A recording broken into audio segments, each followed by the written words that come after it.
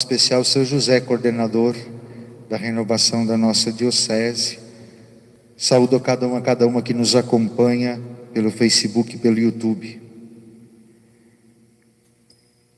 Vós chorareis e vos lamentareis, e o mundo se alegrará. Vós ficareis tristes, mas a vossa tristeza se converterá em alegria. Não sei se vocês notaram, mas o evangelho de ontem terminava exatamente com este versículo. E o evangelho de hoje, que normalmente na liturgia a gente faz em sequência, já logo os versículos seguintes, a igreja nos dá o presente de mostrar novamente, de repetir o mesmo versículo, dizendo: vós chorareis e vos lamentareis, mas o mundo se alegrará. Vós ficareis tristes, mas a vossa tristeza se converterá em alegria. Nós vivemos um período de tristeza. Tristeza pela pandemia, tristeza pela privação na participação na Santa Missa, tristeza por nós não podermos realizar as ações, as atividades pastorais que costumeiramente fazemos. Nos sentimos amarrados, vivemos tristeza até mesmo financeiramente, porque quantas famílias passando necessidade, se virando para conseguir o alimento no dia a dia. Quantos e quantos empresários angustiados, alguns tendo que demitir funcionários, reduzir salários, reduzir trabalhos.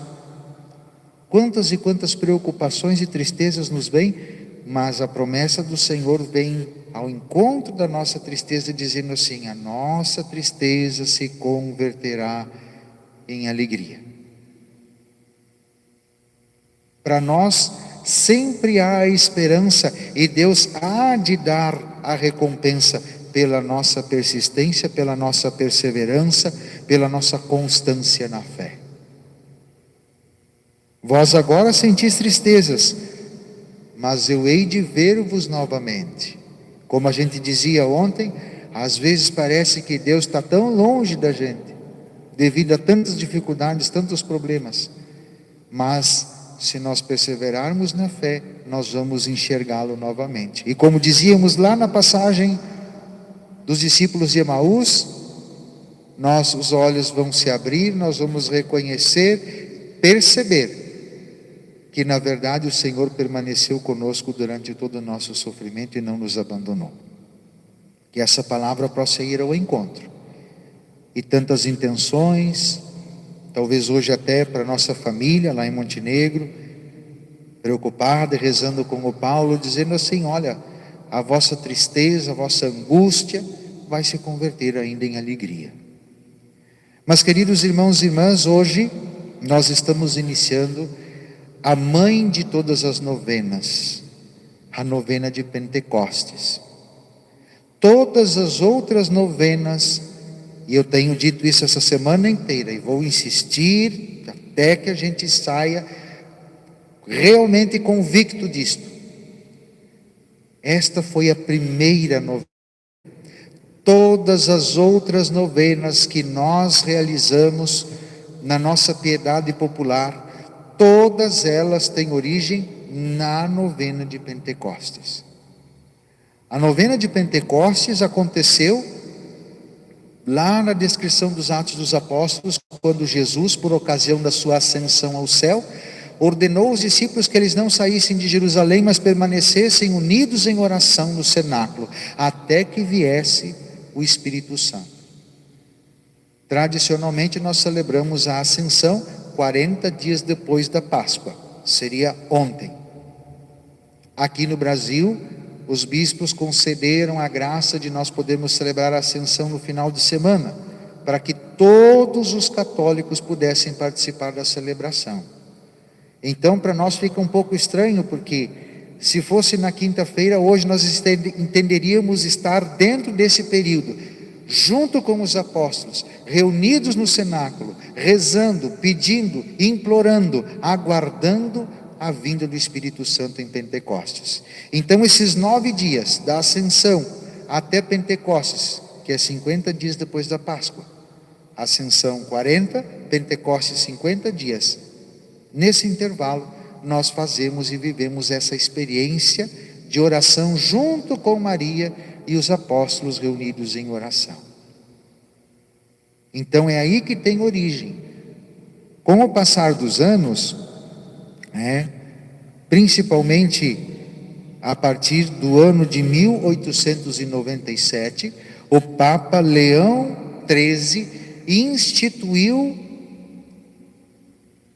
a novena de Pentecostes como uma novena litúrgica, ou seja, de que a própria liturgia da igreja, durante esses 9 dias, ia nos preparar pela celebração da Santa Missa para a vinda do Espírito Santo. Por isso Jesus fala que ele vai se afastar, que o coração dos apóstolos vai ficar triste, porque ele vai para longe, porque ele vai se distanciar, mas que a nossa tristeza vai se converter em alegria, porque nós vamos vê-lo novamente.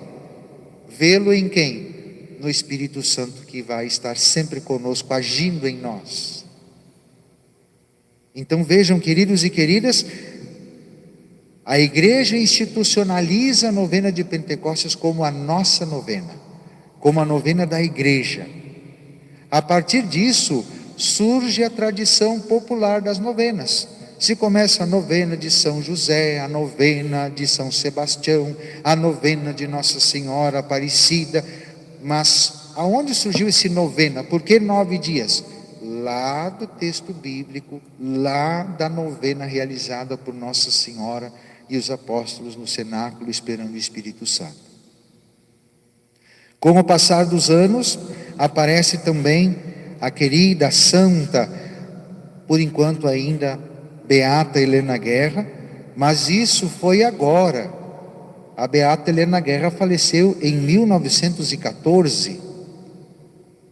Então, mais recentemente, a beata Helena Guerra, movida também pela inspiração do Espírito Santo, renova esta devoção e faz renascer a piedade e renascer também a experiência de Pentecostes para a igreja.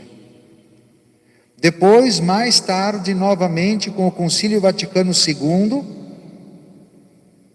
a partir de 1964, brota na igreja muitos movimentos, muitos grupos, muitos carismas, e um deles, Renovação Carismática Católica, que tem profundamente uma ligação e uma vivência devocional e de adoração ao Espírito Santo. Mas veja, a novena de Pentecostes não é a novena da renovação, não é a novena da beata Helena Guerra, ela é a novena da igreja, ela é a novena de todos nós, ela é a novena daqueles que são também templos do Espírito Santo. A verdadeira e única igreja pentecostal, qual é? Aquela que nasceu em Pentecostes. Qual foi a igreja que iniciou a sua vida e a sua missão em Pentecostes? A igreja de Jesus Cristo, a igreja católica, a igreja que é de todos, a igreja que nosso Senhor edificou sob o alicerce dos apóstolos, tendo Pedro como pedra fundamental. Então, queridos e queridas, é dentro desse espírito que nós estamos celebrando. É a preparação da nossa igreja, é a preparação do nosso coração para celebrarmos a vinda do Espírito Santo e o início da vida e missão da igreja que nós vivemos até hoje. Celebrar Pentecostes não é celebrar o fato de 2000 anos atrás. Celebrar Pentecostes é dizer que nós hoje, em 2020, somos movidos pelo mesmo dom, pelo mesmo Espírito, pela mesma missão que moveu os 12 apóstolos, que moveu a igreja iniciante na sua missão evangelizadora. Nós somos frutos desta igreja que vem evangelizando ao longo dos séculos. E hoje nós somos os protagonistas desta missão nesse tempo. Assim como foram os apóstolos lá naquela época, assim como foram todas as pessoas, os papas, os bispos, os padres, os leigos, leigas, religiosos e religiosas, ao longo da história da igreja, nós hoje somos também impulsionados pelo Espírito Santo a respondermos à necessidade da igreja nos dias de hoje, a respondermos a esse envio que Jesus nos dá nos dias de hoje. Naquela época, os apóstolos começaram, anunciavam em Jerusalém, daqui a pouco começou a perseguição, da perseguição foram movidos pelo Espírito a ir para outras aldeias, a outras localidades, e a igreja foi se espalhando, e quando aconteciam as perseguições, eles iam para um lado, se não podiam de um lado, iam para o outro, quando não podiam celebrar em público, celebravam escondidos, quando foi preciso chegar perto até do Império Romano para conseguir a conversão do próprio império, se conseguiu, e a igreja foi se reinventando e se reinventando e se reinventando, e sempre conseguiu corresponder às necessidades de cada tempo. Por isso, queridos e queridas, não vamos nós esperar que outros possam abrir portas e caminhos para o Evangelho de Jesus.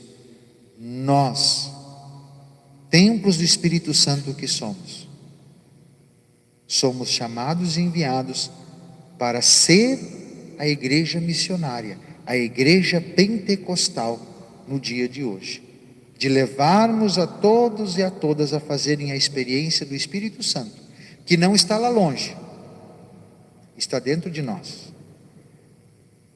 Às vezes nós corremos o risco de achar que o Espírito Santo vem de fora. Quando a gente reza a oração, que nós vamos rezar todos os 9 dias, a oração que o Papa Leão também instituiu, vinde Espírito Santo e enchei os corações dos vossos fiéis, a gente tende a achar que a gente está chamando ele de fora para dentro. Não é assim. Nós estamos chamando ele de dentro de nós para fora.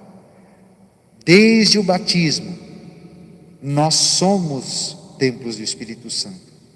Portanto, é chamar de dentro para fora. Mais de que pedir que ele venha e haja em nós, é pedir que ele se manifeste de dentro para fora em nós. Ou seja, que ele nos leve a termos uma atitude que corresponda à sua moção. Então, vinde Espírito Santo não é age em nós, é dizer que eu haja em ti, que eu haja a partir de ti que mora em mim. Não é o Espírito Santo que tem que fazer alguma coisa, somos nós. Nós precisamos rezar, nós precisamos interceder, nós precisamos ser caridade, nós precisamos ser pregadores, nós precisamos ser consoladores, nós precisamos corresponder e realizar a missão que o Espírito Santo está movendo dentro de nós. Então, queridos e queridas, hoje eu me estendi um pouquinho mais, mas é para que nós possamos viver em plenitude esses 9 dias, aonde nós vamos clamar e pedir que o Espírito Santo, que já mora em nós, possa realizar através de nós aquilo que é a missão da igreja, aquilo que é o que o Senhor Jesus espera e confiou também a nossa responsabilidade como seus seguidores, como membros do seu corpo, que é a igreja. Louvado seja nosso Senhor Jesus Cristo.